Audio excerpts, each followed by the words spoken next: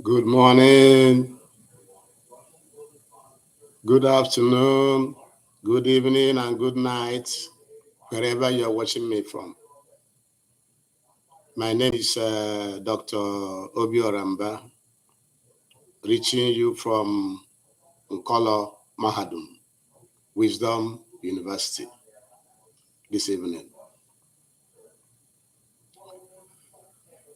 Wisdom University, Nkolo Mahadum, is an university where you learn for the benefit of the world, so that the world can be better.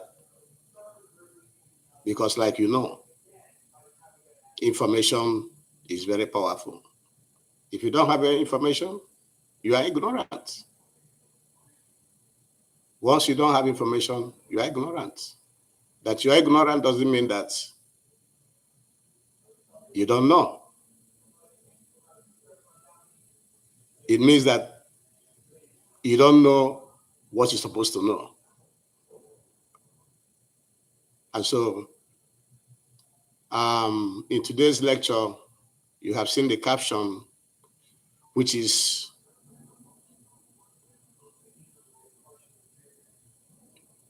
in today's world order or unipolar order, the Igbo race is in a mess. Some of us does not know that there are a lot of groupings in the world. And those groupings is to achieve particular interests or benefits to the members. Do you know that the world is grouped into global north and global south based on socio-economic characteristics and politics?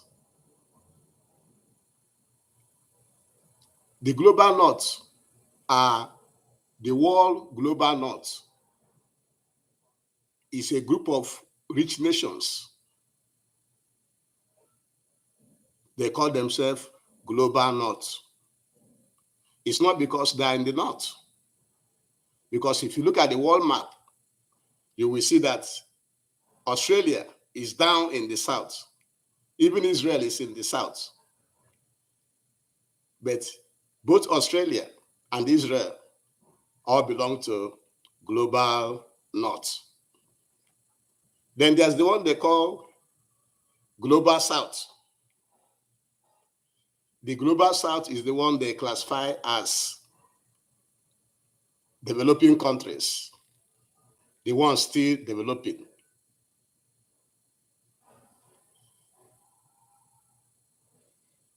And so when you hear about BRICS, the BRIC nations, right? You've been hearing it recently, right? Which means Brazil, Russia, India, China, and South Africa, BRIC nations. They are made up of mostly countries that the world global north considers as not yet developed like them.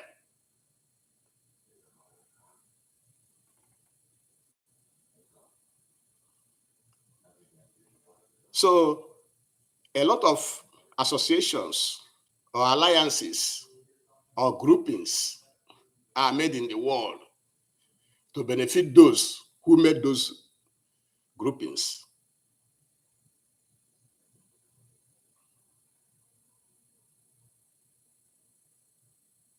And so in today's world order, the current world order that the world have, which is called the Unipolar Order.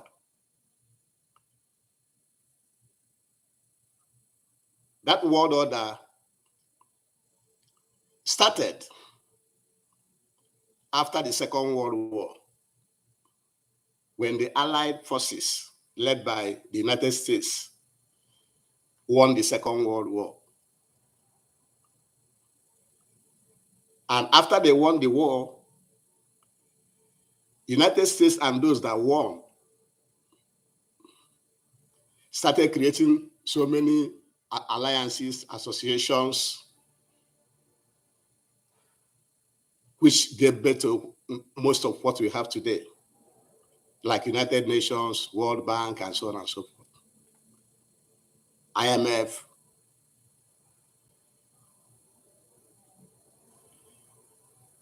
And the Unipolar Order, led by the United States, has been going on for so many years.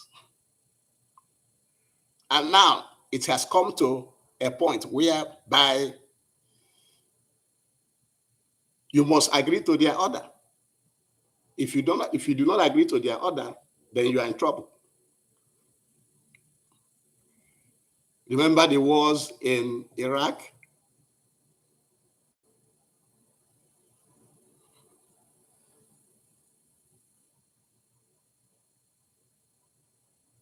The removal of Saddam Hussein, and the one in Libya, because those two leaders refused to follow the order. But they will not tell you that. They refuse to follow the order. That's why they brought so many false allegations, this and that. And you can see what happened to them. So they became so strong. The Unipolar Order became so strong that every country has to follow them. They made the laws. Even today, most of the countries have lost their sovereignty, their sovereignty, the ability to do what they want in their geographical area. You must follow the rule from Washington and from London, or from London, any of those. And so that's how some of the groupings that we have so far that is influencing an Igbo man in Nigeria. Now, in this Unipolar Order, they are being protected by NATO. Have you heard about NATO? North Atlantic Treaty Organization. That is the military wing, the military arm of the Unipolar Order. If you refuse to follow, then they will organize with NATO forces, to come and either remove the leader or change the leader by killing him or by removing him by coup. That's how it's done. And so, in this Unipolar Order, America is the leader. Guess who is following America? Britain. Anywhere you see America, you see Britain. They work together.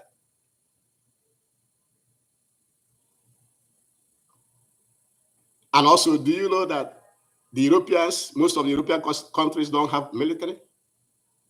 In NATO, all of them are in NATO. And they don't have military. It's America that protects them.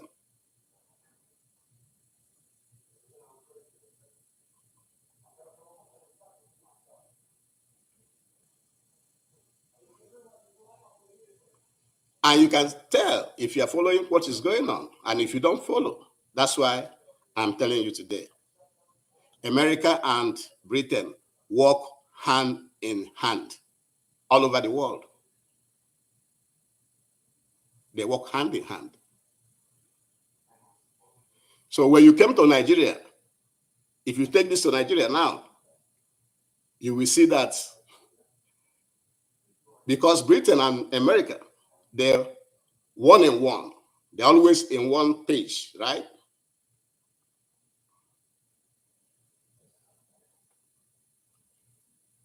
Britain is in charge of Nigeria. And in Nigeria, they placed the Igbo man under the Fulani Caliphate. Because they place the Igbo race. Because they place the Igbo race under the Fulani Caliphate. That's why the Igbo man is where we are today. The Igbo race. That's why we are where we are today.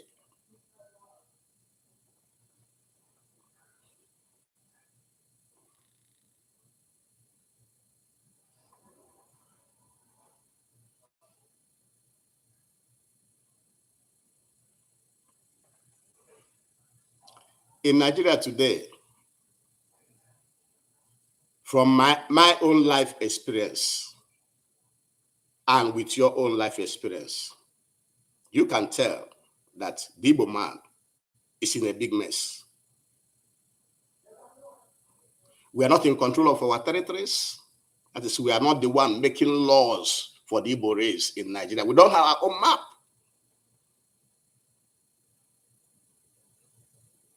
We don't have a geographical area controlled by the Igbo race.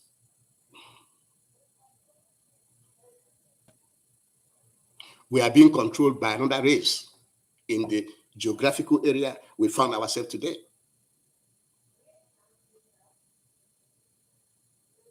As a result, we cannot make decisions for ourselves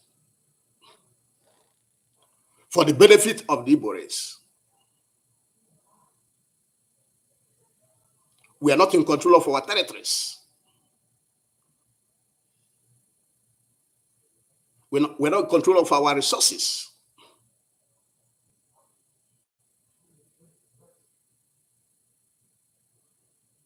And that's why you see many Igbo people leaving Nigeria. We leave Nigeria to many parts of the world. Many Igbo people are living in Muslim countries.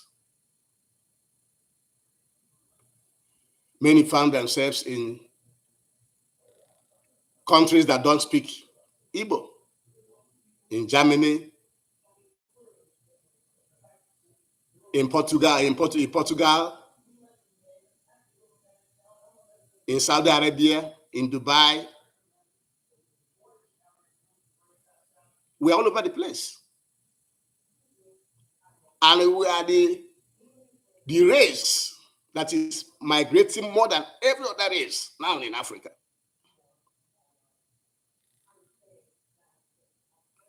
We are leaving our homelands in droves. Every young Igbo man or woman wants to get out of Igbo land. Because we are not in control.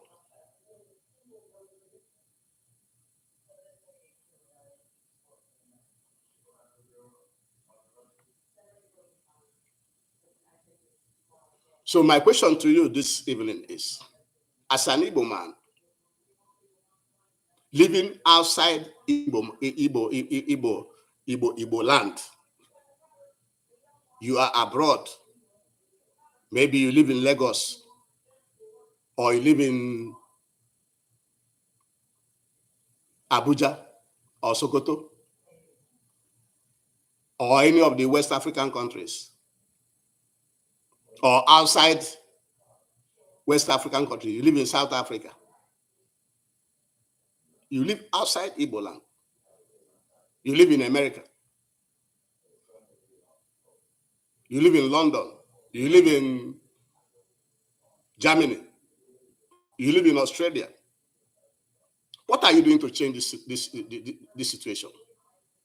What are you doing? You don't think that we have to change our condition by ourselves? You think somebody else will come from somewhere to change it? Why should you stay outside Igbo land and you're not paying attention to what's happening in Igbo land? To our race? Why are you not paying attention?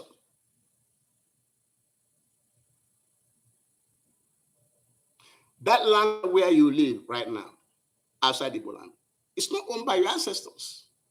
It's not your land. You are a tenant. Isn't it good that we come together now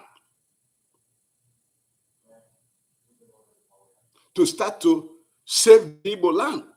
Save Igbo land. Isn't it people that drew that map?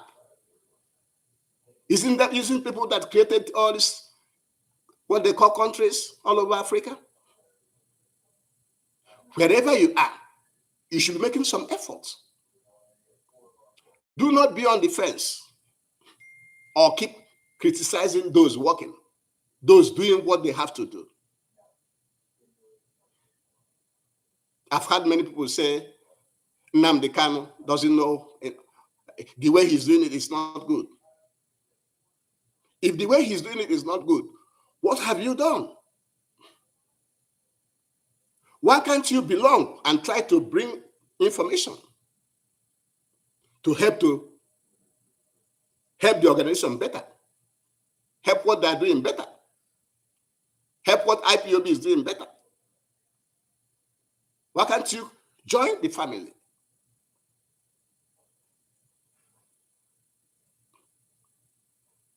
If you know any other way to do it, why don't you start your own? So we can follow you.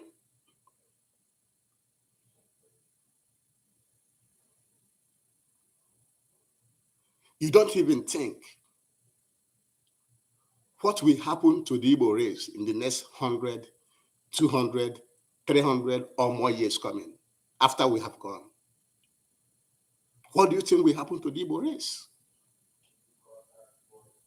if nothing is done? If we don't have our own geographical area that we control.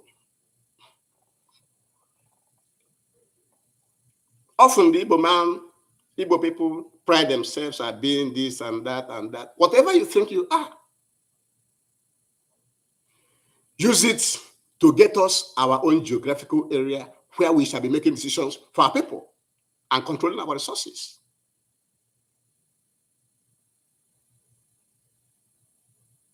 And let me be honest with you. Whatever you are doing today, no matter where you live, whether you live in Igbo land or outside Igbo land, and you are not contributing or participating with the members of IPOB that is doing the job,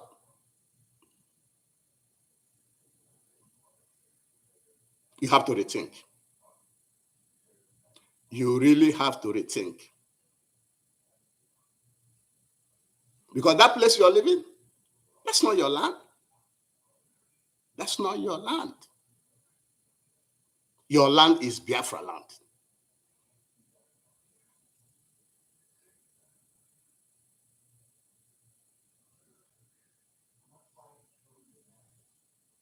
No place like home.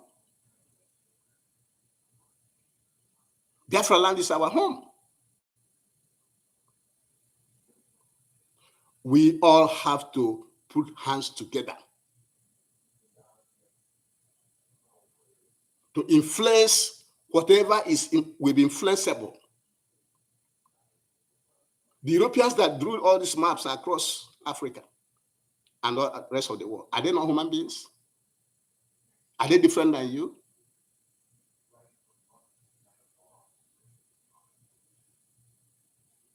Why can't you do what you have to do to make sure that they give you your own country? Remember, the Igbo race is gifted in several ways.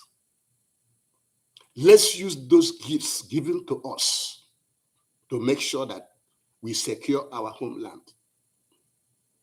Have our own geographical area where we shall be mining our resources, organizing that area, making decisions about that land for the benefit of our people, so our people can be safe. Because the way it is right now, in the next 100, 200, or 300 years coming, the Igbo land may be run over. There are so many races that have gone and come and gone in this world. If you don't know, go and do your research. Why should we, in our lifetime, allow the Igbo race to be in this type of mess?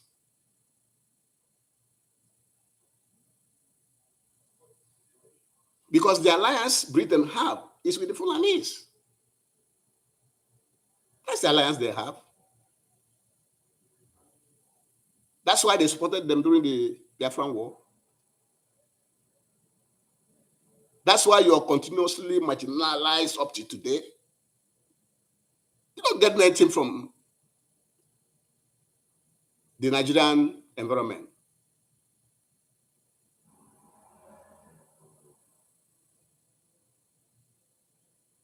Britain is working with the Fulanese. If you don't know that today.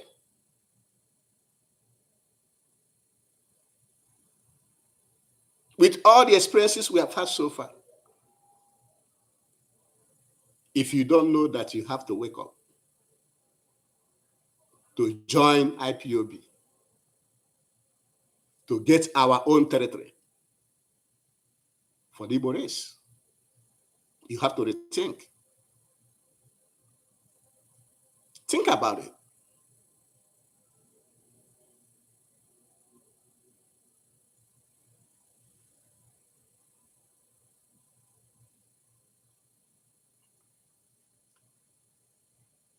Before I continue, I will urge you to follow our lectures, follow our page, Nkolo Mahadum, Wisdom University. Follow it. Subscribe to the page so that anytime we drop a video, you'll be first to get it. Like it, share it. For those of your friends and family members who doesn't have internet connection, call them and tell them what I said today. That the Igbo man has to wake up because we're in a mess in the current geographical environment that we are in. That if we don't do anything before the next many years coming, the Igbo race may be no more. Igbo land may be no more.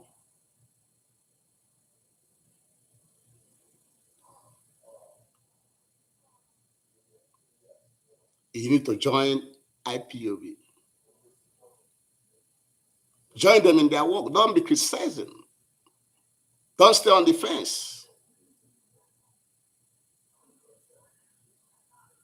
It's very, very, very, very important because we are in a mess. We are leaving our territories.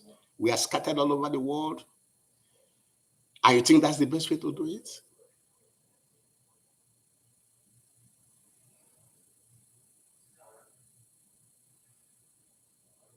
If you have ideas, bring up your ideas. If you have money, bring up your money.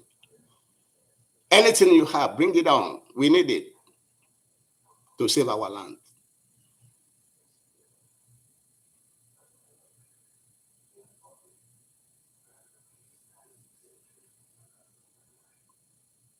Remember, Nkolo Mahadum is here to make you think, to make you reason, to make you do the right thing, to make you wake up from slumber.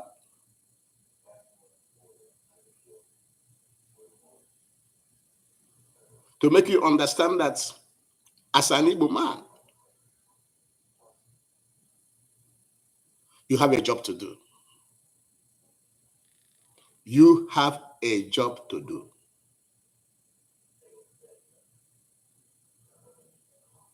We're in a mess.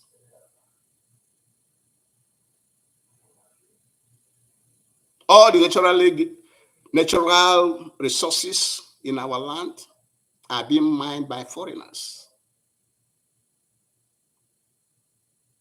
Foreigners are trooping in left and right into our land.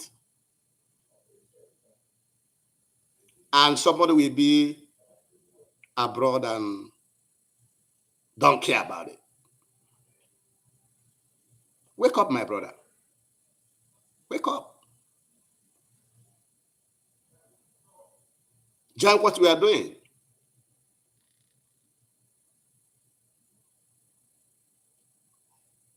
To save the Igbo race. The Igbo race is in a mess. With the current world order and alliances, which does not favor us. It doesn't favor us. Everything I've seen so far, from the Civil War to the carvings and carvings of states and this and that, and local governments,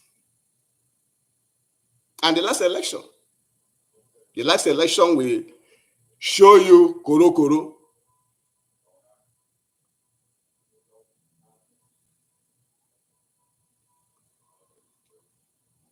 Somebody won the election clearly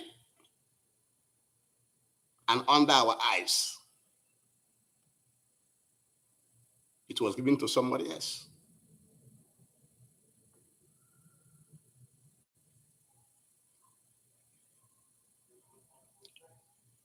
If you say that the way IPOB is doing it is not the best way, do it your own way. And many will follow you. But for now, join what we are doing. Join IPOB to save Igbo race, because we are in a mess. The current world order does not benefit us at all.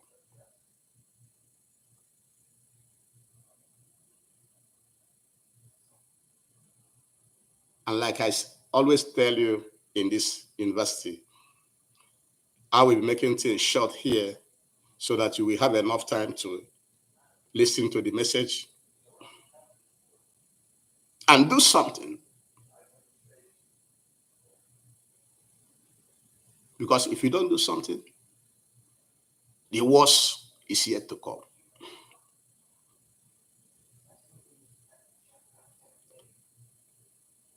I am drawing this lecture to an end, but before I do so, I must ask you again to please subscribe to our channel, follow our channel, Nkolo Mahadum,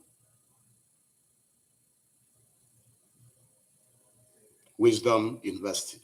Follow it, like it, comment on it, comment on our lecture, so I can see how you're feeling.